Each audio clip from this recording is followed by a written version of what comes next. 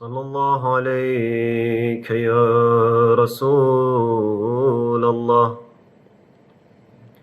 صلى الله عليك وعلى آلك المظلومين صلى الله عليك يا أبا عبد الله صلى الله عليك يا أبا عبد الله صلى الله عليك يا أبا عبد الله صلى الله عليك وعلى المستشهدين بين يديك.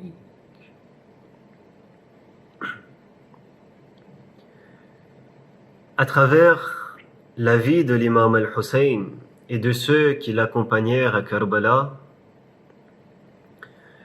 nous pouvons apprendre bien des leçons. Et en réalité, toutes les leçons humaines, morales et religieuses peuvent être résumées dans l'existence de cet imam. Hussein est avant tout la personnification et le parfait exemple de la soumission à Allah. Comme vous le savez, et comme nous l'avions cité hier, la base de toute notre croyance est la soumission et l'obéissance à Allah subhanahu wa ta'ala. Et en réalité, c'est le signe fondamental du partisan de l'imam. C'est le signe du vrai amoureux de l'imam. Quand l'imam al-Baqir alayhi salam nous a dit Man kana lillah muti'an fahuwa lana wali wa man kana lillah asiyan fahuwa lana adu. Celui qui obéit à Allah est notre ami et celui qui désobéit à Allah est notre ennemi. En d'autres termes, pour atteindre ce stade et mériter cet honneur que d'être appelé un amoureux de Hussein, un Husseini, il faut se soumettre de façon inconditionnelle aux souhaits de l'imam al-Hussein et ainsi aux souhaits d'Allah subhanahu wa ta'ala. Et l'imam al-Hussein est l'exemple parfait de celui qui s'est entièrement soumis aux souhaits et aux ordres d'Allah. La satisfaction de l'imam al-Hussein se trouvait uniquement dans la satisfaction d'Allah et non dans la satisfaction des autres. Tout ce que recherchait Hussein durant toute son existence, c'était qu'Allah soit satisfait de lui. Et tant qu'Allah était satisfait de Hussein, alors toutes les difficultés subies par Hussein lui semblaient faciles et surmontables, quitte à ce que toute la population l'abandonne et lui tourne le dos. À titre d'exemple, à Karbala, chaque fois qu'il voyait des membres de sa famille tomber en martyrs, Hussein regardait vers le ciel et il disait « Tout cela est surmontable uniquement parce qu'Allah en est le témoin et que Allah est satisfait de Hussein. » Lorsque la caravane de l'imam al-Hussein s'avançait en provenance de Mecca vers Koufa avant d'arriver à Karbala, ils s'arrêtèrent à un endroit pour se reposer quelque temps. Quand tout le monde était en train de se reposer, subitement, l'imam al-Hussein se réveilla et se mit à réciter. Il disait « Inna lillah wa inna ilayhi raji'un » Il disait « Nous sommes à Dieu et certes c'est à lui que nous retournerons ». Quand l'imam al-Hussein prononça cette phrase, son fils, celui pour lequel nous sommes réunis ce soir, Ali al-Akbar l'entendit. Ali Akbar s'approcha de lui et lui demanda « Ya abata, lima istarja'at » Ô père, pourquoi soudainement prononces-tu le istirja? Pourquoi dis-tu « Inna lillah wa inna ilayhi raji'un » L'imam al-Hussein lui répond alors « Ô fils Akbar, tandis que je me reposais, j'ai eu une vision dans laquelle un homme s'est approché de moi et m'a dit « Al-qawmu yasir wal-manaya tasir khalfuhum » Il m'a dit, les gens marchent et la mort vient vers eux. Les gens sont en train de s'avancer tandis que la mort les suit de très près.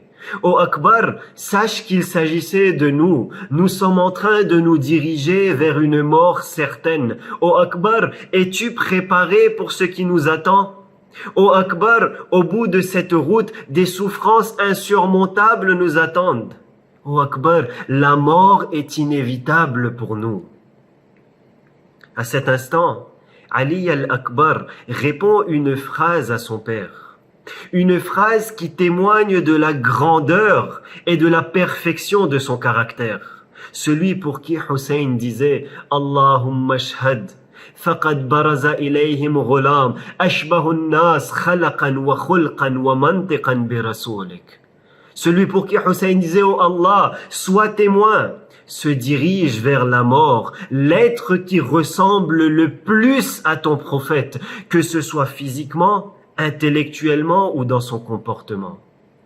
Ali al-Akbar répond une phrase à Hussein qui témoigne de son élévation intellectuelle, de sa compréhension profonde de la religion, de sa soumission ultime à Allah. Akbar dit à Hussein, « Ya abata, alasna ma'al haqq » Ô père, ne sommes-nous pas dans le droit chemin? Ô père, ne sommes-nous pas dans le camp de la vérité? Hussein répondit, Bala, walladhi nafsi biyadeh. Bien sûr, ô Akbar, évidemment que nous sommes sur le droit chemin. Ali al-Akbar dit alors, et c'est un message pour chaque Shia de Ali sur terre jusqu'aujourd'hui. Ali al-Akbar lui dit, Wallah, la nubali, awqa'na ala al-maut, am waqa'a al-maut alayna. Il lui dit au père, si nous sommes dans le droit chemin, si nous sommes dans le camp de la vérité, si nous sommes soumis à Allah et qu'Allah est satisfait de nous, alors par Allah, il n'y a aucun souci à se faire. Cela ne nous fait ni chaud ni froid que nous rencontrions la mort ou que ce soit la mort qui vienne nous rencontrer. Prenant Hussein et Akbar comme nos guides et nos modèles, nous ne devons jamais oublier ce message et cette leçon de Karbala. Où que nous soyons, peu importe la difficulté dans laquelle nous nous trouvons, peu importe la pression sociétale ou idéologique que nous subissons, n'oubliez jamais que tant que vous êtes sincère dans votre soumission à Allah, tant que vous restez accrochés à la vérité, Aliyun ma'al haq wal haq ma'a Ali, tant que vous pratiquez votre religion comme Allah le souhaite, alors vous êtes les grands vainqueurs de ce monde et de l'au-delà. Peu importe ce que les gens disent, peu importe ce que les gens pensent, peu importe ce que vos amis pensent de vous, quitte à ce que votre âme soit prise dans cette voie de la wilaya, si vous êtes ferme dans votre croyance et que vous êtes accroché à la wilaya des Ahl al-Bayt, alors vous serez digne d'être appelé un Shia, un Husseini. Et par Allah, celui qui a l'honneur d'être appelé un Husseini ici-bas fait partie des plus privilégiés dans l'au-delà. Et pour atteindre ce stade que d'être appelé un partisan de l'imam al-Hussein, il faut se soumettre aux souhaits de l'imam al-Hussein et être prêt à tout sacrifier pour la cause de Hussein. Que lisons-nous dans les nombreux ziyarat que nous récitons? Nous disons « Bi abi anta wa ummi wa mali wa nafsi lakal fida » Ô Hussein, la preuve de notre amour, c'est que nous sommes prêts à sacrifier nos parents, nos enfants, notre argent et notre âme pour vous soutenir et vous défendre. De même, nous répétons souvent, Ya laytana kunna ma'akum. Oh Hussein, si seulement nous aurions été présents à vos côtés, alors nous vous aurions nous aussi aidés et soutenus avec toute notre existence. C'est très beau, c'est très bien de dire et répéter ces phrases. Les Ahl al-Bayt nous ont demandé de répéter ces phrases. Mais ce qui est primordial, c'est de mettre en pratique ces paroles. Parce qu'aujourd'hui, nous avons un imam qui est en vie. Un imam qui est Warithul Hussein, le représentant de Hussein parmi nous. Qu'avons-nous fait pour l'imam de notre temps? Et combien avons-nous sacrifié pour sa satisfaction et son honneur? Car tout comme l'imam al-Hussein était gharib et wahid à Karbala, de cette même façon l'imam al-Zamana est aujourd'hui accelé et abandonné. Tout comme l'imam al-Hussein reçut des milliers et des milliers de lettres provenant des habitants de Koufa, lui demandant de venir à eux, lui promettant qu'ils allaient l'aider. De nombreuses personnes lui envoyèrent des lettres dans lesquelles ils avaient écrit « Nahnu muqatiluna ma'aka wa badhiluna anfusana min dunik » Ô Hussein, nous sommes prêts à tout sacrifier pour toi et à sacrifier nos vies pour toi. فأقدم إلينا فرحا ومسرورا ومأمونا. Ô Hussein, viens à nous. Heureux et confiants, nous sommes là pour toi. D'autres centaines de personnes lui envoyèrent des lettres dans lesquelles ils disent Inna nas muntadhirun la ra'ya lahum ghayrak. Ô Hussein, les gens t'attendent impatiemment et ils ne veulent rien ni personne d'autre que toi. Regardez ce qu'il disait. Fal-ajal al-ajal yabna binti Rasulillah. Fais vite, viens à nous rapidement, ô fils de la fille de Rasulallah. Mes frères et sœurs, n'y voyez-vous pas une similitude quelque part? Nous aussi affirmons que nous aimons l'imam. Eux aussi l'affirmaient. Nous aussi disons que nous attendons impatiemment l'imam. Eux aussi le disaient. Nous aussi nous prions al-ajal ya sahib al-zaman. Eux aussi s'exclamaient la même chose en l'égard de Hussein. Si aujourd'hui l'imam et Zamana réapparaissait, aurions-nous tenu nos engagements envers lui? Ou comme le peuple de Koufa, nous le délaisserions et abandonnerions l'imam et Zamana? Vous savez, ce qui a fait que les habitants de Koufa se retournèrent contre l'imam al-Hussein? L'imam al-Hussein s'adressa aux Koufites à Karbala et leur dit « An-nas abidud dunya » Les gens sont les esclaves de ce bas monde. La religion n'est qu'un objet de flatterie sur leur langue. Les paroles de Hussein. Hussein dit, ils sont religieux tant que la religion leur apporte du bien. Mais dès qu'ils sont soumis à l'épreuve, dès qu'ils sont touchés par un peu de malheur, dès qu'ils ont un choix à faire entre être Husseini et Yazidi, dès que leur vie devient un peu difficile, Hussein dit, les religieux se font rares. Ceux qui hurlaient al-ajal changent de camp. Qu'Allah nous fasse réaliser ce que cela signifie quant à notre responsabilité en l'égard de l'imam et Zamana. Lorsque dans nos vies de tous les jours, nous sommes confrontés à faire le bon choix, choisissons-nous la voie qui fait plaisir à l'imam ou choisissons-nous le regard des autres, l'influence de nos amis qui nous tire vers l'amour de ce dunya? Ces jours de Muharram doivent nous faire prendre conscience de la présence de l'imam de notre temps. Nous le disons avec nos bouches, nous le croyons avec nos cœurs, mais dans nos actes, qu'avons-nous fait pour lui? Combien de temps lui accordons-nous à l'imam de notre temps? Sommes-nous une source de réconfort et de fierté pour le fils de Zahra? Ou sommes-nous une source de honte et de déception pour lui? L'imam as-Sadiq alayhi salam disait à son compagnon Abu Hamza Thumali, il lui disait « Inni la astarih idha ra'aytuk » Ô Abu Hamza, je me sens apaisé lorsque je te vois. Quand je te regarde, cela réconforte le cœur de l'imam as-Sadiq. Où sommes-nous? Où est l'attente de notre imam? L'imam serait-il fier de notre comportement que nous avons envers nos proches, envers nos parents, envers nos amis? L'imam serait-il fier de notre façon de nous habiller, de ce que nous regardons, de ce que nous écoutons? L'imam as-Sadiq alayhi salam disait à Abu Hamza, ô Abu Hamza, je me sens apaisé lorsque je te vois.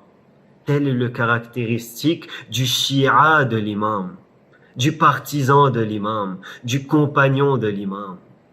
Et l'imam al-Hussein disait à Karbala, كنا إذا اشتقنا إلى وجه رسولك نظرنا إلى وجه علي الأكبر. Hussein disait, ô Allah, quand le visage de ton prophète nous manquait, quand nos cœurs avaient besoin de réconfort, alors on regardait le visage de Ali al-Akbar et cela nous soulageait. Par où commencer et par où terminer ce gomme?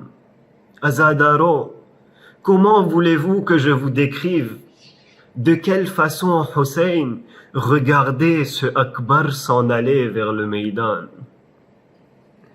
Hamid ibn Muslim rapporte, il dit, je voyais au loin Hussein se lever puis se rasseoir. Puis il se relevait à nouveau et il s'écroulait de nouveau sur la terre de Karbala. D'une main, il tenait le bas de son dos et de l'autre main, il levait sa barbe vers le ciel en larmes.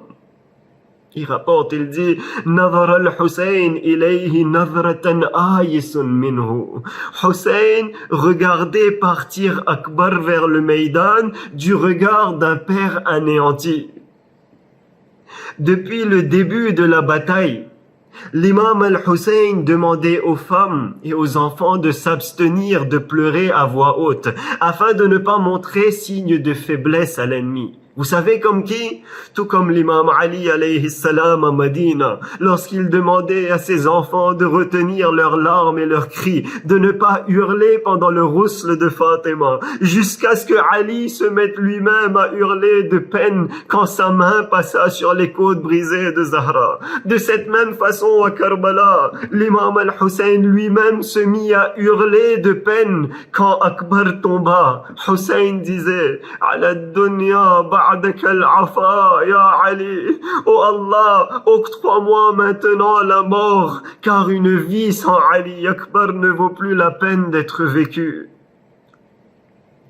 À chaque fois qu'un compagnon tombait en martyr sur la terre de Karbala, Hussein se levait et s'empressait d'aller le rejoindre, de le réconforter, d'être à ses côtés lors de ses derniers instants. Hussein le soulevait, ce cadavre, et le ramenait vers le khayma à lui seul. Pour aucun martyr, Hussein n'a demandé de l'aide. Il se chargeait lui-même de cette tâche en personne. Mais lorsque l'ennemi planta cette lance dans la poitrine de Ali al-Akbar, amara fityanahu an yahmiluhu ila al-khayma. Hussein demande de l'aide à ses proches. Il dit, je vous en supplie, venez m'aider pour porter le lâche et le cadavre de mon fils Akbar jusqu'au khayma. Cette peine était si palpable dans le regard et les gestes de Hussein que Zainab est sortie du khayma pour aider son frère Hussein à porter le corps de Akbar. Que je sois sacrifié pour ce dernier souvenir de Hussein, ce dernier souvenir qu'il garda de Akbar. Quel souvenir, quand après de longues minutes de combat, Hussein voit Akbar revenir vers le khayma pour la dernière fois. Hussein voit le souvenir de Rasoul Allah. Hussein voit la prunelle de ses yeux revenir vers lui. Mais comment, dans quel état? قد أصابته جراحات كثيرة. Son corps blessé, ensanglanté. Regardez les paroles du Maqtal. كأنه كان يلبس ملابسا حمراء. Comme si Akbar portait sur lui un kafan de couleur rouge. Imaginez l'état dans lequel Hussein a dû se trouver quand il voit son fils Akbar revenir à lui dans cet état. Pourquoi? Pour lui demander sa dernière demande, pour lui demander son dernier souhait sur terre, et lui dit, Ya abata al-atash qad qatalani. Ô père, la soif est en train de me tuer. Fahalila sharbatin min ma'in sabil. Hussein, n'y aurait-il pas moyen pour toi de me procurer une gorgée d'eau? ألا لعنة الله على القوم الظالمين وسيعلم الذين ظلموا أي منقلب ينقلبون